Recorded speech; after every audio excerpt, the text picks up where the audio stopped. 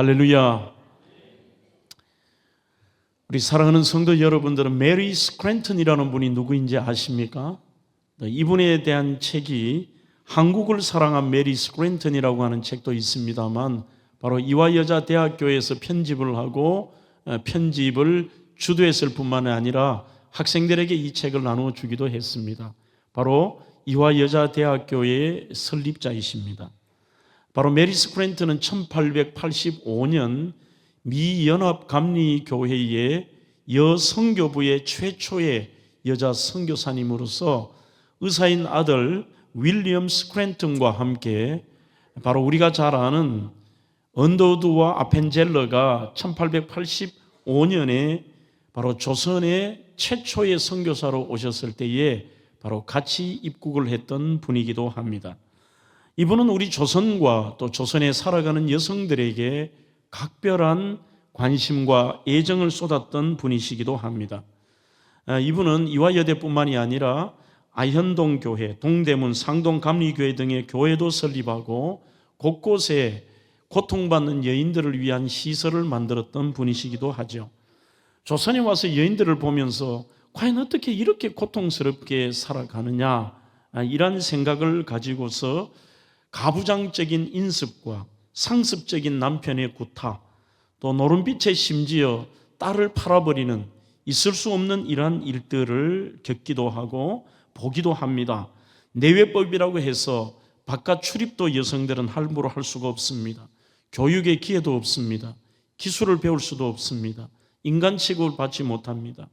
내가 이들에게 가장 소중한 영원한 산소망인 부활과 천국의 소망을 증가하는 것도 중요하고, 이 땅에서 이들에게 내가 꿈과 희망을 여성들에게 주면 좋겠다. 그 많은 기도 속에 결단을 하고 미국에 자기의 선교회 연락을 한 다음에 후원을 받습니다.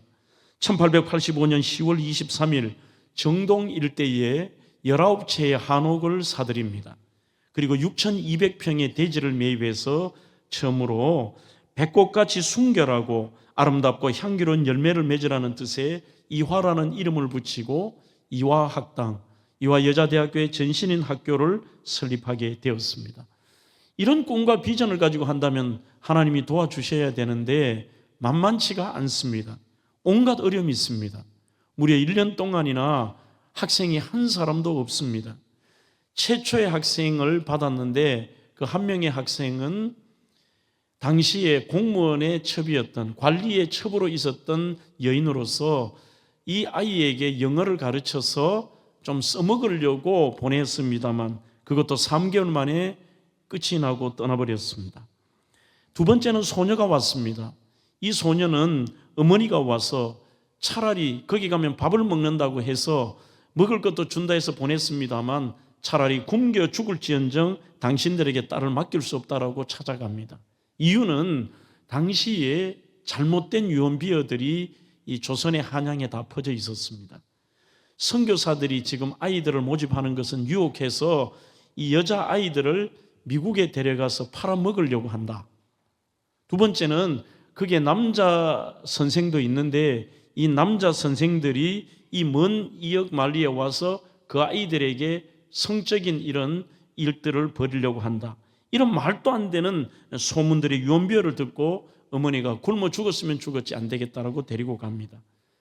한참의 시간이 지나서 3명이 입학을 합니다. 그리고 4번째에 여학생이 입학을 하는데 그 여학생의 본명이 김정동이라고 하는 여학생으로 바로 한국 최초의 여자 의사 박에스라고 하는 분이시죠.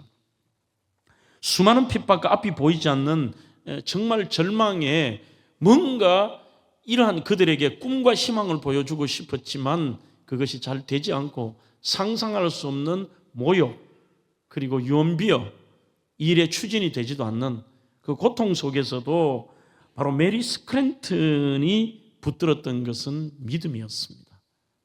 오늘 저는 설교의 제목을 바로 메리 스크랜턴의 자서전에서 뽑아왔습니다. 믿음으로 숲을 걷다. 혹시 여러분들은 정말 길을 알지 못하고 어디로 갈 바를 알지 못하는 두렵고 공포감에 숲속에 홀로 계셨던 그런 어릴 때의 기억이 있으십니까?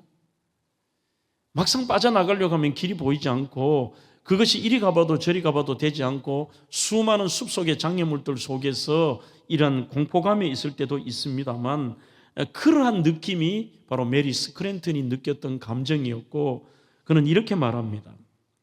나는 참으로 수많은 핍박과 앞이 보이지 않는 숲속에 있는 것 같았다. 그때 나는 이 앞이 보이지 않는 숲을 걸을 때마다 나는 세 가지의 믿음으로 이 조선의 여인들을 위해 그 숲을 헤쳐나갔다. 이렇게 얘기를 합니다. 바로 메리 스크랜턴이 가졌던 세 가지의 믿음이 어떤 믿음이었을까요? 첫 번째는 그는 이렇게 말합니다. 내 삶의 계획은 내가 계획할지라도 그 진행과 결과는 하나님의 손에 달려 있다는 믿음. 내가 어떤 계획을 해도 이것이 내 노력으로 이루어지는 것이 아니라 결국 이것을 진행하게 만드시고 그 결과물을 내시고 숲을 빠져나가게 하는 것은 하나님의 손에 달려 있다. 두 번째 이 여인의 믿음은 어떤 순간에도 절대 기죽거나 포기하지 말라. 나는 하나님의 자녀라고 하는 믿음. 오늘 이 여인의 세 가지 믿음은 저는 이 설교를 준비하면서 저와 우리 성도들이 이 척박한 이 현대 사회 속에서 우리가 가져야 될 믿음이 아니냐 그런 생각을 더 강하게 가져봅니다. 어떤 순간에도 절대 기죽거나 포기하지 말라. 왜? 우리는 하나님의 자녀라는 믿음. 세 번째 스크랜턴의 믿음은 하나님께서 주의 날개 아래 나를 숨겨주시고 천사를 보내 나를 보호하고 인도하신다라고 하는 그 믿음. 즉 하나님께서 나를 이끌어 주시고 하나님이 나를 보호해 주신다는 믿음입니다.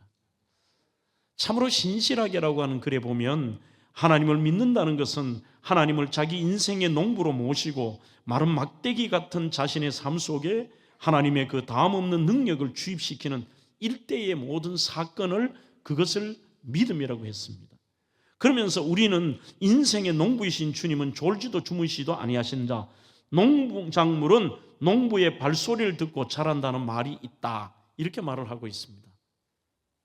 그러면 좀 더 다른 측면에 생각하면 제가 이 히브리서 11장은 오래전에 책을 썼습니다만 그 책에서 저는 그 믿음의 거장들이라는 제 책에서 믿음을 이렇게 한번 정의를 해보았습니다.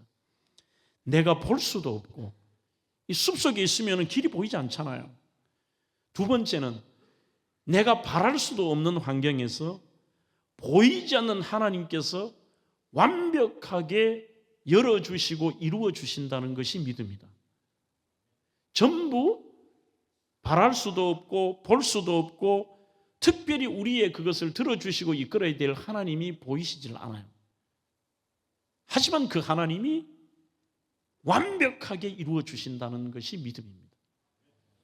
믿음은 보이지 않는 하나님을 확신하며 그분의 능력을 믿으며 내 주인으로 모시고 사는 삶입니다.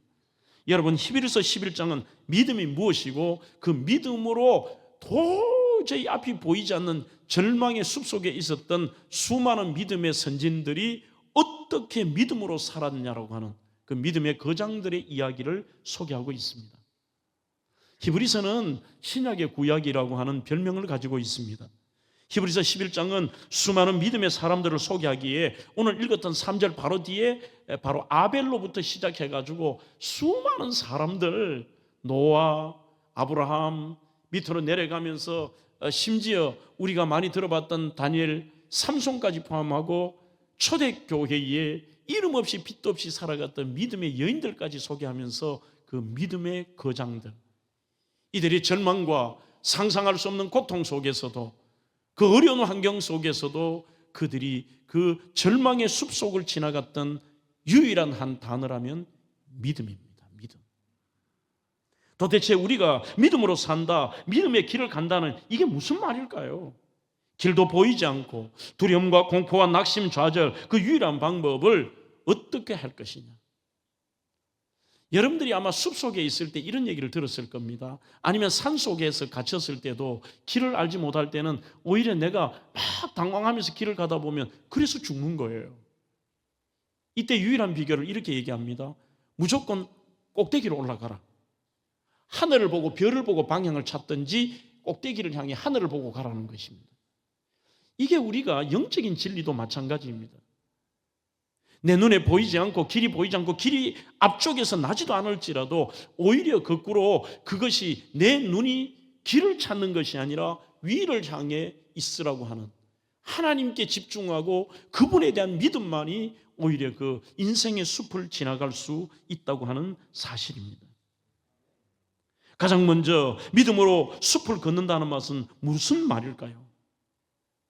우리는 그 믿음의 숲을 걷는다는 것은 남들이 바랄 수 없는 것을 거기에서도 나갈 수 있다, 극복할 수 있다, 해결할 수 있다, 반드시 이 숲을 지나 희망의 땅으로 들어갈 수 있다라고 하는 그것을 남들은 바라지 않지만 우리가 바라는 게 믿음입니다. 오늘 1절에 믿음은 바라는 것들의 실상이요 보이지 않는 것들의 증거가 된다고 말씀합니다. 여기서 실상이라는 휴포스타시스라는 말은 아래에서부터 받쳐준다, 기초라는 뜻을 가지고 있습니다. 우리의 삶들이 여러분들의 배경, 여러분들의 부모님들의 어떤 그러한 것들, 남겨주신 것들, 아니면 여러분들의 능력, 여러분들의 삶의 어떤 것도 아니라 우리의 삶의 기초가 되어야 되는 것이 믿음이라는 것이죠. 증거라는 엘레코스라는 말은 내적 확신입니다. 한마디로 믿음이란 바랄 수 없는 중에도 우리가 바라게 하는 기초가 믿음이고, 보지 못하는 것들에 대하여 내적 확신입니다. 거기에 대한 확고한 하나님에 대한 믿음, 하나님께서 이것을 이루시고 내가 하나님을 바란다는 것은 그분의 능력과 그분의 은혜와 그분이 나의 아버지라는 사실과 그분이 나의 삶을 해결하시고 이 인생의 숲을 이끌어 가신다는 그 기초의 믿음이 있어야 되는 것입니다. 여러분, 신약 성경에 믿음이라는 단어가 몇 번 나올까요? 우리의 생각보다 참 많이 나옵니다. 491번이나 나옵니다. 그 491번의 믿음이라는 단어가 최초로 등장하는 것이 마태복음 6장 30절입니다. 이렇게 말씀하고 있습니다. 오늘 있다가 내일 아궁이에 던져지는 들풀도 하나님이 이렇게 입히시거든 하물며 너희일까 보냐 믿음이 적은 자들아. 이때 믿음이라는 단어가 처음 등장을 합니다. 오늘 염려에 대한 메시지 가운데 주님이 믿음이라는 단어를 쓰십니다. 여러분, 염려라고 하는 헬라어 메림나오라는 단어가 무서운 단어입니다. 메림나오는 자기의 목을 자기가 조른다는 뜻입니다. 온갖 세상의 염려 근심 속에 잠을 이루지도 못하고 불안해하고 초조해하며 염려하며 자기의 목을 자기가 조르고 있는 상황인데, 그 상황 속에 오늘 예수님께서 이 산상수훈에 사신 메시지가 뭐냐? 내일 아궁이에 던져지는 들풀조차도 하나님이 입히시는데 하늘에 있는 참새 한 마리도 우연히 떨어진 바가 없고 수많은 새들도 먹이고 입히시는데, 여기에 중요한 단어가 하나 나옵니다. 하물며 너희일까 보냐. 너희가 내 자녀라는 걸 믿지 못하잖아. 내가 너의 인생을 지고 있다는 것을 네가 믿지 못하잖아. 믿음이 적은 영혼이라. 믿음이 적은 영혼이라. 내일 일을 볼 수도 없습니다. 확신할 수도 없습니다. 오늘날에 여러분들이 살아가는 이 현대가 살기 좋다고 하지만 진짜 우리가 안정적이고 미래에 대한 확고한 여러분들의 뭔가 마음을 평안하게 하는 것들로 다 갖추어져 있습니까? 지금은 국제 정세도 국가 간에도 여러분들의 가정도 개인도 만만하지가 않습니다. 불과 보름 전에 발표된 OECD의 2026년 한국경제 수정 전망치라는 것을 제가 신문에서 읽은 적이 있습니다. 그야말로 충격입니다. 이 OECD의 우리 바로 올해입니다. 올해의 전망이 원래 경제 성장률이 작년에 2.1% 정도 되겠다고 하는 것이 1.7%로 하향을 했습니다. 물가 상승률은 3.5%로 고착화가 되었습니다. 이 대외 변수 때문에 이란과 그 다음에 미국과 이스라엘의 전쟁 때문에 이 에너지 대란으로 지금 상상할 수 없는 일이 있는데 성장은 멈추고 물가는 앞으로 2026년 미친 듯이 오를 것이고, 그런 것을 우리가 좀 어려운 말로 스태그플레이션이라고 하잖아요. 그러면 우리는 저 중동에서 있는 저 전쟁이 우리하고 굉장히 멀리 느껴질 수도 있습니다만 어쩐 의미에서 우리의 생활 깊숙하게 현재 들어와 버리잖아요. 그 유치하다고 말할 수 있는 쓰레기가 아무것도 아닌 종량제 봉투 하나도 가면은 앞으로 이런 지금 소위 말하는 석유의 문제 때문에 한 장밖에 못 준다 그래요. 한 장밖에.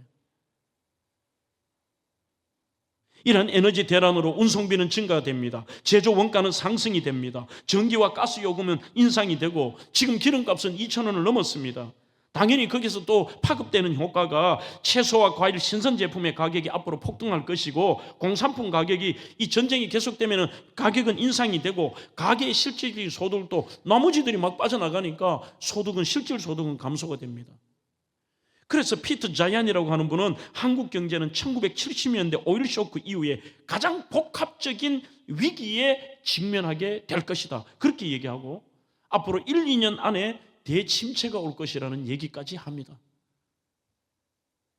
저는 경제적인 것에 문외한면입니다만 앞으로의 진행되는 이런 과정들을 바라보면서 정말 심각한 미래를 조금은 생각이 우리 속에 들 수가 있습니다. 과거처럼 안보에 문제가 생긴다 해서 미국이 전 세계에서 이 나라의 안보를 지켜주고 우리나라가 6.25 전쟁이 일어났을 때 그런 것을 앞으로 기대하면 안 된다는 겁니다. 미국 자체도 자국의 이익과 고립주의, 세계 질서는 해체될 것이다. 전 세계 모든 나라 중에 가장 세계 최악의 인구 절벽이 대한민국입니다. 지금은 초저출산입니다. 젊은 소비층이 사라지고 내수시장은 무너지고 수출 의존도는 높아지니 세계화 해체 시기에는 완전히 우리나라 같은 구조가 이게 치명적입니다. 한국 사회가 정상적으로 인구가 이렇게 되려면은 소위 말하는 학령 인구가 한 학년에 68만 명에서 70만 명이 되어야 된다고 합니다. 이미 지금 중고등학생들이 40만 대로 내려왔습니다. 현재 초등학교 1, 2학년은 28만 대입니다. 3분의 1로 줄어버렸습니다. 인구학자들의 얘기가 2100년 그렇게 많이 남지 않았습니다만 2100년에 약 1500만 명 수준으로 감소할 수 있다고 생각합니다. 지금 5천 몇백만에서 1500만. 그게 바로 우리의 다음 세대들이 살아가게 될 대한민국일지도 모릅니다. 여러 가지의 내용들이 교회는 어떻습니까? 가장 심각한 것이 교회일지도 모릅니다. 2035년, 지금으로 10년도 남지 않았습니다. 지금의 우리 기독교가 3분의 1로 감소할 것이라는 미래학자들의 예언입니다. 각 주일학교들마다 거의 주일학교가 무너지고 있습니다. 지금 대구의 통계도 내어봐야 되겠습니다만 부산의 통계는 나와 있습니다. 1800개 교회 가운데 미취학아동, 초등학생, 중고등학생, 대학생들의 각 부서의 주일학교가 다 존재하는 주일학교가 있는 교회가 1800개 중에 64개 교회입니다. 어떤 데는 중학생이 없고 어떤 데는 대학부가 없고 그런 절대절명의 위기 속에 교회도 위기라고 볼 수도 있습니다. 제가 오늘 여러분들에게 이런 부정적인 무슨 세상의 내용들을 하려고 설교하는 건 아니잖아요. 오늘 제 메시지의 핵심은 이겁니다. 그래도 우리에게는 희망이 있다. 그 이유는 믿음은 바라는 것들의 실상이 되고 보이지 않는 것의 증거가 되는데 조금 전에 그 스크랜턴이 말했던 것처럼 앞이 보이지 않는 숲속에 있지만 모든 인생과 미래는 하나님의 손에 달려있고 우리는 하나님의 자녀이기 때문에 하물며 우리일까 보냐, 우리의 믿음 속에 하나님이 우리를 보호하시고 하나님이 우리를 보존하시고 하나님이 우리를 이끄신다고 하는 그 믿음이 있을 때에 결국 우리의 후손들에게도 여러분들 그 아이들에게 무엇을 남겨줘야 이 척박한 세월에 그들이 이겨낼까요? 그들에게도 오직 믿음입니다. 확실한 희망의 기초가 미래의 확고한 보증은 오직 믿음입니다. 이것을 오늘 본문 뒷부분에도 수많은 구약의 믿음의 선배들이 그것을 경험했고 우리도 그 믿음을 경험할 수 있다는 것입니다. 믿음의 조상 아브라함은 창세기 12장 1절로 2절에 보면 여호와께서 아브라함에게 이르시되 너는 너의 고향과 친척 아버지의 집을 떠나 내가 네게 보여줄 땅으로 가라. 내가 너로 큰 민족을 이루고 네게 복을 주어 내 이름을 창대하게 하리니 너는 복이 될지라. 바랄 수 없는 환경입니다. 자기 집안은 우상 섬기는 집안이었습니다. 앞이 보이지 않습니다. 하나님이 이곳으로 가라 말씀한 것도 아닙니다. 그냥 내가 지시하는 땅으로 가라고 하는 어떤 의미에서 좀 황당한 지시를 하셨습니다. 하지만 히브리서 11장 8절에 보시면 믿음으로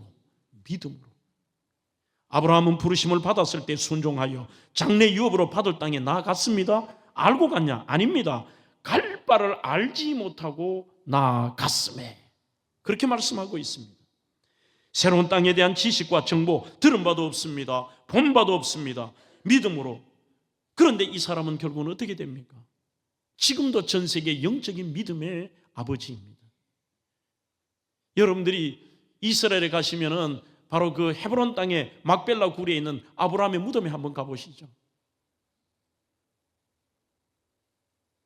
수천 년이 지난 지금도 역시 저것이 모든 유대인들뿐만이 아니라 아랍인들조차도 저것이 자기들의 영적인 아버지고 오늘 우리에게는 영적인 아버지로 믿음의 아버지로 칭송을 받고 있습니다.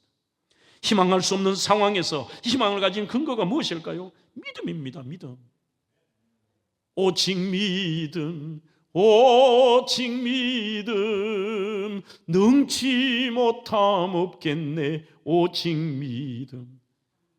경제적인 수치가 중요한 게 아닙니다. 미래학자들의 예언이 중요한 게 아닙니다. 인생의 모든 것은 바로 천지만물의 주인 되시는 보이지 않는 하나님의 손에 달려 있음을 믿습니다. 세상은 전부 삐딱하게 생각하잖아요. 부정적인 일들이 자기에게 일어난다고 생각합니다. 그래서 여러분, 이 머피의 법칙이라는 게 현대판 머피의 법칙도 있대요. 예를 들면 이런 거예요. 뭘 좀 잘해보려고 하면 더 안 된다는 불행의 법칙이 머피의 법칙입니다. 그래서 아예 바라지도 않고 도전하지도 않습니다. 쉽게 포기해버리는 것입니다. 정류장의 법칙도 있습니다. 자주 오던 버스도 타려고 기다리면 안 옵니다. 세차의 법칙도 있습니다. 큰맘 먹고 세차하면 그날따라 비가 옵니다. 제가 그렇습니다. 택시의 법칙도 있습니다. 급해서 택시 잡으려면 항상 반대편에서 옵니다. 그래서 반대편으로 가면 또 반대편에 옵니다. 미팅의 법칙도 있습니다. 미팅의 자리에서 저 애만 안 걸렸으면 하는 꼭 그 애가 제 짝이 됩니다. 보험의 법칙도 있습니다. 불안해서 보험 들면 강기도 한번 안 합니다. 사고 안 납니다. 보험을 해지하면 사고 납니다. 화장실의 법칙도 있습니다. 화장실에 제일 짧은 줄에 서면 제일 오래 안에서 볼일 봅니다. 뭐 하여튼 이런 수많은 유치한 얘기를 하지만 그 내용 속에는 무엇이냐? 현대는 바랄 것도 없고 내가 도전해봤자 꼭 더 안 되고 정말 인생이 그럴까요? 모든 인생은 믿음이라는 것이 열쇠입니다. 오래전에 존 헤밀스라는 분의 글을 읽고 그분의 책에서 사진 하나가 오랫동안 제 머리에 남아 있습니다. 바로 허공에 있는 거미의 사진이었습니다. 여러분들은 저 사진을 보고 무슨 생각이 드십니까?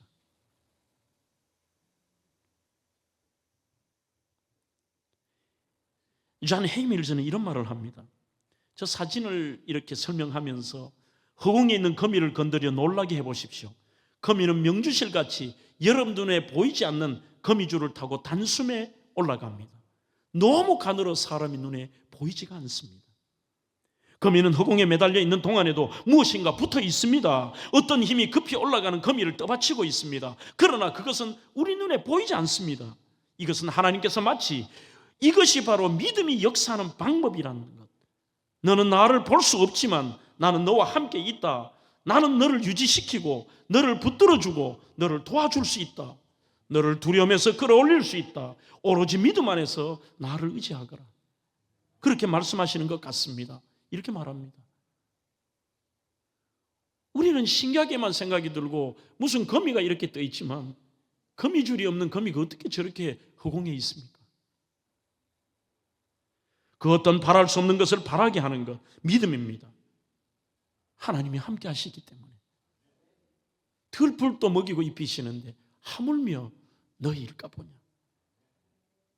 우리의 세상의 진단과 지금의 현재의 문제가 심각하다는 게 문제가 아니라 하나님에 대한 내 믿음이 확고하지 못한 것이 문제인 것입니다. 믿음이 있는 것처럼 보이지만 믿음이 없는 거예요. 저는 기독교적인 통계도 믿지 않습니다. 최근에 교인이라는 말을 붙이며 교회의 상처를 받고 이랬다 그러고 이런 것들에 대한 회의를 느끼면서 교회를 떠난 가난한 교인이 몇백만 명이 있다. 교인이 아닙니다. 사람을 보고 믿음 생활하십니까? 여러분들의 기준 따라 믿음 생활하십니까? 믿음의 근거는 하나님이십니다. 하나님을 우리가 선택하고 버리고 그런 대상이 아니지 않습니까? 결국은 하나님에 대한 확고한 믿음이, 그분들은 나 믿음 생활 한다고 하지만 종교 생활이지 믿음의 사람은 아닙니다. 절대로 믿음의 사람의 특징은 뒤로 물러가지 않습니다. 히브리서 10장 38절로 39절, 바로 믿음장의 바로 앞장의 끝절에 이것이 내용입니다. 그리고 오늘 본문이 연결이 됩니다. 나의 의인은 믿음으로 말미암아 살리라. 또한 너 뒤로 물러가면 내 마음이 그를 기뻐하지 아니하리라 하셨느니라. 우리는 뒤로 물러가 멸망할 자가 아니다. 오직 영혼을 구원하며 이르는 믿음을 가진 자니라. 예수 믿는 자는 뒤로 물러갈 만한 일, 어렵고 힘들고 절망에 회의가 오고 낙심하고 고통의 상황에도 뒤로 물러가지 않습니다. 하나님에 대한 믿음 있는 자는 뒤로 물러가지 않습니다. C.S. 로빈슨이라는 분은 믿음에는 세 가지 요소가 있다고 얘기합니다. 믿음의 본질은 첫 번째는 올바른 이해입니다. 하나님에 대한 믿음, 하나님에 대한 이해. 두 번째는 마음에 일어난 확실한 동의라고 얘기합니다. 세 번째는 흔들리지 않는 신뢰. 그는 계속해서 믿음은 확고한 100% 확신입니다. 하나님께서 그리스도 안에서 우리에게 약속하신 것을 모두 성취할 분이시라는 것, 그분이 어떤 분이시라는 것을 신뢰하는 것입니다. 하나님은 못하실 일이 없으십니다. 죽은 자도 살리시는 분이십니다. 홍해바다를 가르시는 분입니다. 천지 만물을, 끝이 없는 영원한 이 우주 만물을 말씀으로 만드신 능력이 하나님이십니다. 그리고 이 확신은 정말 강하기 때문에 바라는 것들을 이미 소유된 것으로 여기며 실제로 보는 것으로 생각하는 겁니다. 오늘 스크랜턴 같은 경우는 그 절망의 숲속에 있었지만 이미 이 여인의 눈 속에는 나는 할 수 없으되 내가 교회 갈지라도 이것을 이루시는 분은 하나님이시다. 나는 하나님의 자녀다. 절대 굴복하지 않는다. 하나님이 보존하시고 하나님이 열어주신다. 이미 이 여인은 이화여자대학교에 앞으로 여기서 배출되어 한국을 이끌어가며 정말 그 여인들의 꿈과 희망을 이미 이 여인은 실제 성취한 것으로 바라본 것입니다. 두 번째로 믿음으로 숲을 걷는다는 것은 할 수 없는 것을 하게 하는 믿음의 증거를 내가 가진다는 뜻입니다. 한마디로 이런 뜻입니다. 내가 하나님이 이렇게 하셨다라는 증거가 있다는 사람은 어떤 어려운 일이 있어도 그 체험을 가지고 달려나갑니다. 2절 말씀입니다. 선진들이 이로써 증거를 얻었느니라.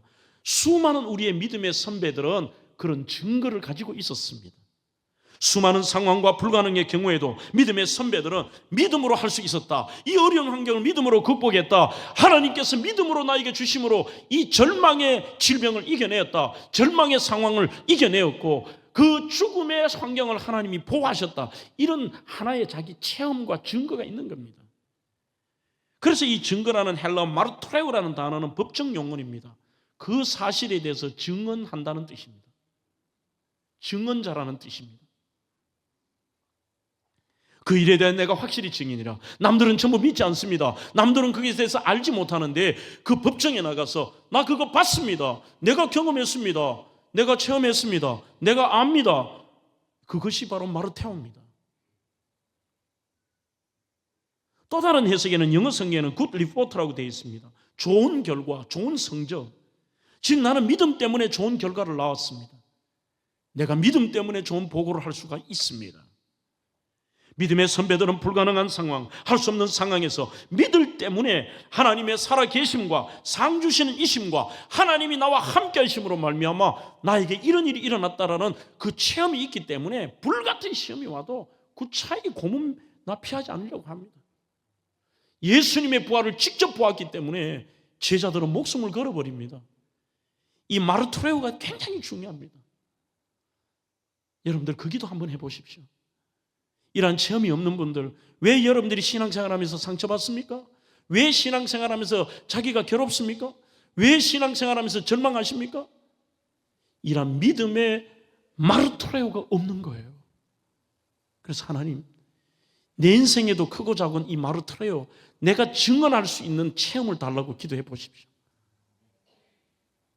어제 요즘 토요일마다 금요일은 우리 청년들 기도를 시키고 토요일에 이 아이들에게 제가 저녁 7시에 교리를 가르칩니다. 이번 주의 교리의 내용이 하나님의 섭리에 대한 것입니다. 하나님의 섭리는 교리의 3가지입니다. 하나는 보존하심, 2번째는 통치하심, 3번째는 협력하심입니다. 하나님이 우리를 어떻게 보호하시느냐? 어제는 제가 강하게 아이들에게 얘기할 수 있는 게 뭘까요? 너무 어렵지 않습니까? 그런데 너무 쉽게 할 수 있는 것이 뭐냐? 내가 경험해 봤다. 하나님이 이런 형편에서 나의 생명을 지켜주신 것을 내가 이렇게 경험해 봤다. 그 얘기를 아이들에게 강하게 할 수 있는 거예요. 성경은 수많은 곳에 고통과 절망과 불가능의 문제를 푸는 실마리가 바로 믿음이라는 것을 말씀합니다. 누가복음 8장의 혈루병 여인 한번 보시죠. 개월수로 따지면 이 고통의 순간 만성하혈증이 144개월입니다. 4320일입니다. 무려 12년 동안 이 여인의 고통의 순간에 결국은 이 여인의 문제를 푸는 것은 믿음이었습니다. 주님께서 이렇게 말씀합니다. 여인아, 너 믿음이 너를 구원하였노라. F.B. 마이어라는 분은 믿음을 정의하기를 4가지로 정의합니다. 믿음은 평범한 사람을 위대하게 만든다. 우리 모두는 저를 포함해서 평범한 사람들입니다. 하지만 그 믿음을 통하여 하나님의 역사하심을 우리가 한번 체험하고 나면 그 사람의 삶은 위대해집니다. 어떤 세상의 강력한 사람보다도 더 참을 수 있고 기다릴 수 있고 능동적으로 대처하고 그 절망의 숲속을 달려나갈 수 있습니다. 2번째 F.B. 마이어는 믿음은 일상적인 삶에도 구체적인 영향을 미친다 이렇게 되어 있습니다. 그러니 우리는 죽을 자가 살고 뒤집어진 사업이 일어나고 안 되는 부분들이 새롭게 회복이 되는 그런 큰 것만 생각하는데 그게 아니라 일상적인 삶에도 구체적인 영향을 끼치고 우리가 그렇게 살아가는 것이죠. 그 증언자로. 우리가 생각하기에 천지만물을 만드신 이 크신 하나님이 아이고 이런 기도까지 우리가 해야 되나? 이것까지 우리가 믿고 하나님과 함께 가야 되나? 뭐 말은 안 하지만 그렇게 생각할 때가 있어요. 죽을 병이 들면은 하나님 찾아서 믿음으로 이렇게 하고 삶이 뒤집어질 때 그렇게 한다. 아니에요. 일상적인 평범한 가운데 그런 체험 필요하지 않습니까? 오늘 제가 원고를 쓰면서 이 실명을 밝혀야 되나 말아야 되나 하다가 밝히자. 오래전에 우리 부목사님들하고 그 이탈리아의 중요한 몇 군데 성지순례를 간 적이 있습니다. 그러면서 이렇게 피렌체에 있는 다비드상과 그 피렌체에 있는 그 유적지를 몇 군데를 보려고 가는데 로마에서 피렌체 가는 길이 좁아요. 차가 이렇게 2차선으로 됐는데 잘 막히는데 차가 안 빠지고 뭐 계속 하는데 그때 한동윤 목사님이 운전을 하셨어요. 운전을 하는데 아마 이 소변이 급했던가 봐요. 차는 꽉 막혀 있고 계속 나를 독촉하는 거예요. 목사님 화장실이 언제 나옵니까? 언제 나옵니까? 나도 여기 처음이다. 모른다. 그리고 막 신경질 내요. 목사님 언제 나옵니까? 모른다. 계속 모른다고 하는데 그래 제가 그랬어요. 우리가 온 거리죠 하지만 거리로 봐서 저기 언덕 요거 넘어가면은 있을 것 같다 그랬어요. 그래서 목사님 진짜 있습니까? 나도 모른다. 그런데 믿어라. 너무 급하니까 나중에는 소리를 막 질러요. 목사님 믿어라 그랬어요. 그런데 제 속으로는 너무 급하니까 하나님 빨리 화장실 나오게 해주세요. 그런데 너무 못 참으니까 한 목사님 문을 확 열고 밖에 나가더니만 그 수백 명이 차가 서 있는데 그 앞에서 막 개활지 그 논밭에 대놔놓고 막 볼일을 보더라고. 그러니까 또 그 모습을 구병모 목사는 사진으로 찍고 막 난리라 하더라고. 이제 드디어 차가 풀렸어요. 풀렸는데 진짜 요거 하나 고개만 딱 넘어가니까 바로 걸어가도 얼마 안 되는 그 고개 딱 넘어가니까 거기 휴게소가 있더라고요. 오늘 제가 이런 기도를 하나님께 해야 되나? 하나님 화장실 좀 빨리 좀 나오게 해주세요. 가장 우리가 일상생활할 때 그런 거 있잖아요. 젊은 청년들 이렇게 서로 선볼 때도 정말 괜찮은 아가씨 있으면은 우리가 좀 부족해도 하나님 하시면 하시지 뭐. 하나님 저 아가씨 마음 나 좀 긍정으로 바라보게 해주세요. 그 기도가 잘못되었습니까 여러분? 하나님이 우린 자녀인데, 그래서 이 FB 마유의 마음이 제가 이해가 되는 거죠. 일상 삶에도 구체적으로 이 믿음이 영향을 끼칩니다. 믿음은 특별한 사람만 가질 수 있는 게 아니다. 네 번째, 믿음은 우리 힘으로 이겨낼 수 없고 할 수 없는 일을 하게 한다는 것입니다. 즉 믿음으로 말미암아 남들이 보지 못하는 것을 우리가 볼 수 있다는 것입니다. 성경에 수많은 사람들이 그랬습니다. 아브라함은 아무도 없을 때에 믿음으로라고 되어 있습니다. 처음에는 비록 하나님의 말씀을 믿지 못하는 연약한 부분이 있었지만 그는 한 명도 없을 때에 수많은 바다의 모래알처럼 하늘의 별과 같은 후손을 봤습니다. 노아는 물에 잠기는 것을 봤습니다. 여호사는 여리고성이 무너지는 것을 봤습니다. 고린도전서 2장 14절에 육에 속한 사람은 하나님의 성령의 일을 받지 아니하나니 저희에게는 미련하게 보이며 또 깨닫지도 못하나니 이런 일을 영적으로야 분별함이니라. 즉 육에 속한 사람은 이 성령을 받지 못하니까 미련하게 보이고 깨닫지 못하니까 뭐 자기 생각대로 다 떠나가 버리고 안 믿고 포기하고 절망해 버리는 것입니다. 영적인 시력이 열리면 남이 보지 못한 것을 보게 됩니다. 그 중에 보지 않던 지금까지 보이지 않던 하나님께서 전부를 보게 하십니다. 하나님이 계시지 않는 곳이 없습니다. 길목마다 계시는 하나님을 만납니다. 하나님의 인도를 받습니다. 그랬을 때 남들은 절망하지만 그 숲속에서 힘이 납니다. 용기가 납니다. 낙심하지 않습니다. 할 수 없는 것을 하게 합니다. 남들이 다 안 보인다는데 나에게 잘 보이는 것, 그게 믿음입니다. 그래서 히브리서 오늘 3절에도 믿음으로 모든 세계가 하나님의 말씀으로 지어진 줄을 우리가 아나니 보이는 것은 나타난 것으로 말미암아 된 것이 아니니라는 것입니다. 여러분, 하나님의 말씀으로 지어진 줄을 우리가 아는데 보이는 것은 이게 오히려 중요한 게 아닙니다. 세상은 어쩌면 모든 것이 보이지 않는 것에 대해 움직이고 있습니다. 우리는 보이는 것에 집착하고 맡기지 말아야 될 이유가 뭡니까? 보이지 않는 세계가 보이는 세계를 지배합니다. 여러분들 천국 보셨습니까?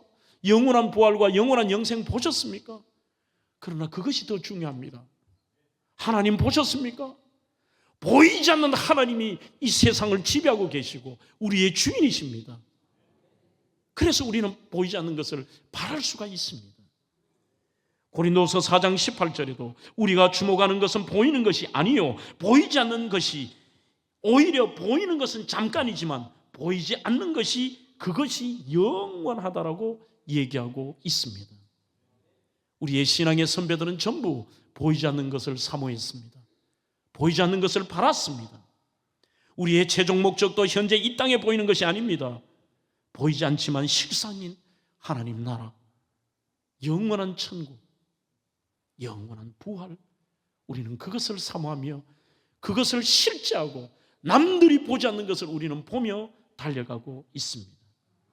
믿음이란 우리가 믿음으로 걷는다는 것은 보이는 것이 아닌 보이지 않는 것을 바라면서 그 길을 뚜벅뚜벅 순례자로서의 길을 달려가고 있습니다. 말씀을 맺습니다. 앞이 보이지 않는 인생의 숲을 지날 때 여러분, 우리의 믿음의 대상이고 우리의 주인이신 하나님은 크신 하나님이십니다. 그 크신 하나님을 절대적으로 신뢰하며 이 길을 가야 됩니다. J.B. 필립스라는 분의 내 하나님은 너무 작다라고 하는 이상한 제목의 책이 있습니다. Your God is too small. 너가 믿는 하나님 너무 작아. 이것은 역설입니다. 안타까움입니다. 우리가 믿는 하나님은 영원하신 하나님, 전능하신 하나님, 죽은 자도 살리시는 하나님, 우리의 미래를 아시는 하나님인데 우리가 믿는 하나님이 너무 작아요. 그래서 이분이 아주 재밌는 예화를 들어요.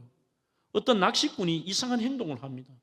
물고기를 잡는데 잡을 때마다 이 자를 가지고 물고기를 재면서 좀 큰 물고기는 다 오히려 버리더래요. 그리고 이 재고 작은 물고기는 그릇에 담더래요. 옆에 있는 사람이 물었습니다. 당신 왜 자꾸 큰 고기는 버리고 작은 고기는 담느냐고 하니까 우리 집에 있는 후라이팬이 20cm밖에 안 된다는 거예요. 그러니까 그 후라이팬에 맞추고 고기만 가져가는 거예요. 그 예를 이 제비 필립스가 쓰는 겁니다. 딱 자기 그릇만큼만. 하나님이, 너희 하나님은 너무 작아. 우리 하나님은 작은 분이 아니십니다. 절대로 여러분, 케빈 한이라는 분은 무모한 믿음이 진짜 믿음입니다. 여러분들의 생각보다 더 큰 것, 그게 진짜 믿음입니다. 절대로 절망하지 마십시오. 지금의 현상만 바라보지 마십시오. 오래 기도했다고 안 됐다고 포기하지 마십시오. 우리가 믿는 하나님은 크신 하나님이십니다. 여러분들의 남은 인생, 그 인생 숲을 앞이 보이지 않을지라도 믿음으로 그 숲을 달려가 여러분들의 바라는 것들이 실상이 되시기를 주의 이름으로 축원합니다.